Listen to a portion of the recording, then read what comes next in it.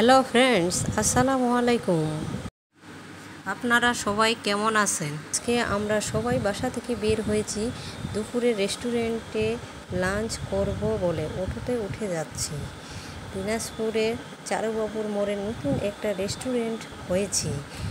অনেক লোক সেই রেস্টুরেন্টে ভিড় জমাচ্ছে, তাই আমরা শুনে সবাই মিলে অটোতে করে রেস্টুরেন্টে যাচ্ছি।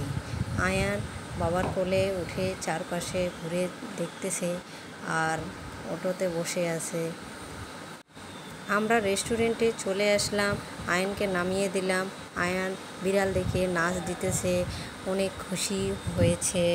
এত পরিমাণে বিড়াল এখানে রাখা হয়েছে যে দেখে মনে হবে বিড়ালের এতিমখানা।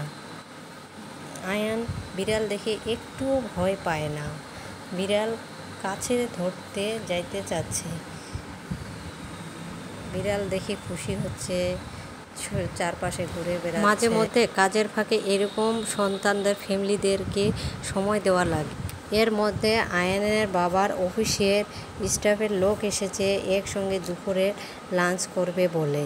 দুপুরে খাবারে অর্ডার দেওয়া হয়েছিল খাসির কাচ্চি বিরিয়ানি, মোরগ পোলাও, গরুর রেজালা, চাটনি, ডাল, ভাজি, সালাদ ইত্যাদি। খাবার শেষ করে আয়ান আবার বিড়ালের সাথে খেলতেছিল। রেস্টুরেন্টটি পরিষ্কার করছিল, তাই ভিতরে গিয়ে ভালো করে ভিডিও করতে পারছি না।